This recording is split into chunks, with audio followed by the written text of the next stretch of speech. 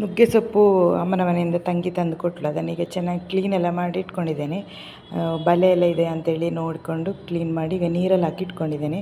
ಆಮೇಲೆ ಒಂದು ಚಿಕ್ಕ ಬಾಣಲೆ ತಗೊಂಡು ಅದಕ್ಕೆ ಸ್ವಲ್ಪ ಎಣ್ಣೆ ಹಾಕ್ಕೊಂಡು ಈ ನುಗ್ಗೆ ಸೊಪ್ಪನ್ನು ಹಾಕಿ ಸ್ವಲ್ಪ ಬಾಡಿಸಿಕೊಳ್ತಾ ಇದ್ದೇನೆ. ಎಣ್ಣೆ ಬಿಸಿ ಅದನ್ನು ಬಾಡಿಸಿಕೊಳ್ಳೋದು ಯಾಕಂದರೆ ಅದರಲ್ಲಿನ ಹಸಿ ಅಂಶ ಎಲ್ಲ ಹೋಗಲಿ ಅಂತೇಳಿ. ಸ್ವಲ್ಪ ಬಾಡಿದರೆ ಆಗ ಚಪಾತಿ ಹಿಟ್ಟಿನ ಜೊತೆ ಸೇರಿಸುವಾಗ ಸ್ವಲ್ಪ ಬೆಂದು ಸಿಕ್ಕಿರ್ತದಲ್ಲ, ಆಮೇಲೆ ಚಪಾತಿ ಕಾಯಿಸುವಾಗ ಅದು ಸರಿಯಾಗಿರ್ತದೆ ಅಂತೇಳಿ. ಈಗ ಇದನ್ನೊಂದು ಚಿಕ್ಕ ಬೌಲಲ್ಲಿ ಹಾಕ್ಕೊಂಡು ಅದರ ಬಿಸಿ ಹೋಗಲಿ ಅಂತೇಳಿ ಆರಲಿಕ್ಕೆ ಇಟ್ಟಿದ್ದೇನೆ. ಈಗ ಅದೇ ರೀತಿ ಈಗ ಚಪಾತಿಗೆ ಏನು ಬಾಜಿ ಮಾಡುವ ಅಂಥೇಳಿ ಆಲೂಗಡ್ಡೆ ಬೇಯಿಸ್ಕೊಂಡಿದ್ದೇನೆ. ಈಗ ಅದು ಬಿಸಿ ಆರಿದ ಕೂಡಲೇ ಒಂದು ಮಿಕ್ಸಿ ಜಾರ್ ತಗೊಂಡು ಅದನ್ನು ಹುಡಿ ಅದು ಪೇಸ್ಟ್ ಥರ ಮಾಡಿಕೊಳ್ಳುವ ಅಂಥೇಳಿ. ನೀರೇನು ಆ್ಯಡ್ ಮಾಡಲಿಲ್ಲ, ಸೀದಾ ಅದು ಮಾತ್ರ ಅದರಲ್ಲಿ ಸ್ವಲ್ಪ ಎಣ್ಣೆ ಇದ್ದ ಅದರ ಜೊತೆಲೇ ಅದು ಗ್ರೈಂಡ್ ಮಾಡ್ಕೊಳ್ತಾ ಇದ್ದೇನೆ. ಸ್ವಲ್ಪ ಸೊಪ್ಪಾದ ಕಾರಣ ಪೇಸ್ಟ್ ಥರ ಆಗಲಿಲ್ಲ, ಗ್ರೈಂಡ್ ಆಯಿತು, ಸ್ವಲ್ಪ ಆಗಿದೆ. ಇದನ್ನೀಗ ನಾನು ಗೋಧಿ ಹಿಟ್ಟಿನ ಜೊತೆ ಸೇರಿಸಿ ಮಿಕ್ಸ್ ಮಾಡ್ತೇನೆ. ಗೋಧಿ ಹಿಟ್ಟು ಹಾಕ್ಕೊಂಡೆ. ಈಗ ಇದಕ್ಕೆ ಇದು ಹಾಕ್ಕೊಳ್ಳೋಣ.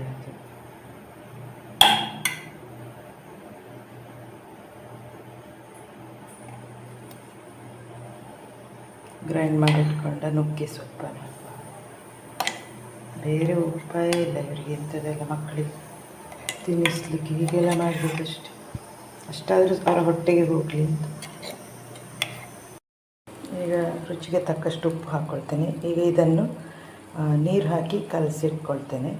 ಚಪಾತಿ ಹಿಟ್ಟಿನ ಅದಕ್ಕೆ ನೀರು ಹಾಕಿ ಹಿಟ್ಟನ್ನು ಕಲಿಸಿಕೊಳ್ಳುವ ಮೊದಲು ಹಾಕಿಕೊಂಡ ನುಗ್ಗೆ ಸೊಪ್ಪನ್ನು ಇಡೀ ಹುಡಿಗೆ ಫುಲ್ ಎಲ್ಲ ಕಡೆಗೆ ಸಿಗುವ ರೀತಿ, ಹರಡುವ ರೀತಿ ಎಲ್ಲ ಮಿಕ್ಸ್ ಜೊತೆ ಹುಡಿಯನ್ನು ನುಗ್ಗೆ ಸೊಪ್ಪನ್ನು ಮಿಕ್ಸ್ ಮಾಡಿಕೊಳ್ಬೇಕು.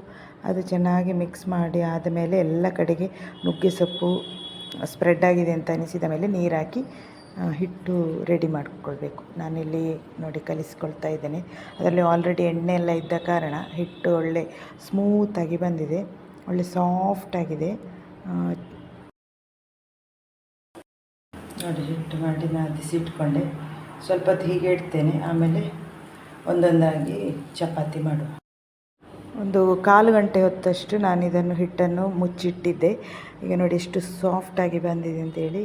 ಎಲೆ ಎಲ್ಲ ಕಾಣ್ತಾ ಉಂಟು, ಆದರೂ ಸಹ ಪರವಾಗಿಲ್ಲ, ಮಕ್ಕಳು ಗೊತ್ತಾಗದೆ ಕೊಡಬೇಕು ಅಂತೇಳಿ ಮಾಡಿದೆ. ಪೇಸ್ಟ್ ಥರ ಆದರೆ, ತುಂಬ ಸೊಪ್ಪಾದರೆ ಪೇಸ್ಟ್ ಥರ ಆಗ್ತಿತ್ತು, ಆದರೆ ಸ್ವಲ್ಪ ಸೊಪ್ಪಾದ ಕಾರಣ ಪೇಸ್ಟ್ ಥರ ಆಗಲಿಲ್ಲ, ಸ್ವಲ್ಪ ತರಿಯಾಗಿ ಬಂತು ಸೊಪ್ಪು. ಈಗ ನೋಡಿ ಚಿಕ್ಕ ಚಿಕ್ಕ ಉಂಡೆ ಮಾಡಿಕೊಂಡು ಇದನ್ನೀಗ ಲಟ್ಟಿಸ್ಕೊಳ್ತಾ ಇದ್ದೇನೆ. ನೋಡಿ ಉಂಡೆ ರೆಡಿ. ಈಗ ಒಂದೊಂದಾಗಿ ಲಟ್ಟಿಸ್ಕೊಳ್ತೇನೆ. ನನಗೆ ಚಪಾತಿ ಮಾಡುವಾಗ ಈ ಥರ ಸ್ಲ್ಯಾಬಲ್ಲಿ ಚೆಂದ ನೀಟಾಗಿ ಕ್ಲೀನ್ ಮಾಡಿ ಉಜ್ಜಿ ಒಣಗಿದ ಸ್ಲ್ಯಾಬಲ್ಲಿ ಮಾಡಲಿಕ್ಕೆ ಇಷ್ಟ. ಯಾಕಂದರೆ ಒಳ್ಳೆ ಅಗಾಲ ಪ್ಲೇಸ್ ಆಗಿರ್ತದೆ. ನನಗೆ ಖುಷಿಯಾಗೋದು ಈ ರೀತಿ ಚಪಾತಿ ಮಾಡಲಿಕ್ಕೆ. ಅಲ್ಲದೆ ಚಪಾತಿ ಲಟ್ಟಣಿಗೆ ಚಪಾತಿ ಮಣೆಯಲ್ಲಿ ಮಾಡಲಿಕ್ಕೆ ತುಂಬ ಕಷ್ಟ ಆಗೋದು. ಗಡ ಗಡ ಗಡ ಸೌಂಡು, ಮಣೆ ಅಲ್ಲಾಡಿಕೊಂಡು ಅದು ತುಂಬ ಕಷ್ಟ ಆಗೋದು ಅದರಲ್ಲಿ ನನಗೆ. ಇದರಲ್ಲಾದರೆ ಈ ರೀತಿ ಇದ್ದರೆ ಸ್ವಲ್ಪ ತುಂಬ ಜಾಗವೂ ಇರ್ತದೆ. ಚಪಾತಿ ಎಷ್ಟು ಬೇಕಾದರೂ ಲಟ್ಟಿಸಿ ಅಲ್ಲಿ ಹಾಕ್ಬೋದು. ನಮಗೆ ಬೇಕಾದಾಗೆ ಹುಡಿಯನ್ನೆಲ್ಲ ತಿರುಗಿಸಿಕೊಂಡು ಮಾಡಿಕೊಳ್ಬೋದು.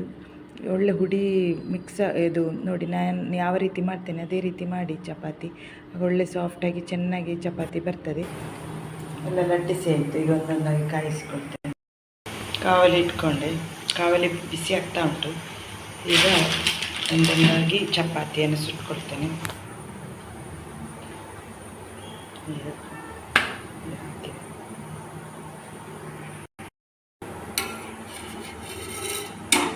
ಸ್ವಲ್ಪ ಬಿಸಿ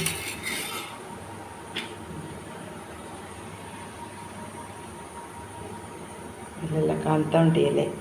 ಹೇಗಾದರೂ ಮಾಡಿ ಮಕ್ಕಳಿಗೆ ನುಗ್ಗೆ ಸೊಪ್ಪನ್ನು ತಿನ್ನಿಸಬೇಕು ಅಂತೇಳಿ ಪರದಾಟ.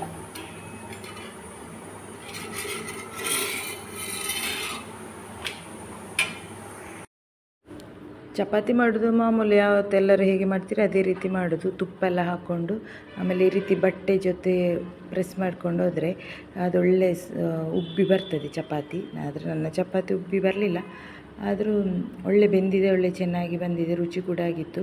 ಹೀಗೆ ಒಂದೊಂದಾಗಿ ಚಪಾತಿಯನ್ನು ಸುಟ್ಕೊಳ್ತಾ ಇದ್ದೇನೆ. ಬೇಯಿಸ್ಕೊಳ್ತಾ ಇದ್ದೇನೆ. ಮತ್ತು ಟೈಮ್ ಸಹ ಆಗ್ತಾ ಇದೆ, ಸ್ಕೂಲಿಗೆಲ್ಲ ಟೈಮ್ ಆಗ್ತಾಯಿತ್ತು. ತುಪ್ಪ ಹಾಕ್ಕೊಂಡೆ ನೋಡಿ, ತುಪ್ಪ ಹಾಕಿದ ಮೇಲೆ ಸ್ವಲ್ಪ ಉಬ್ಬಿ ಎಲ್ಲ ಬಂತು.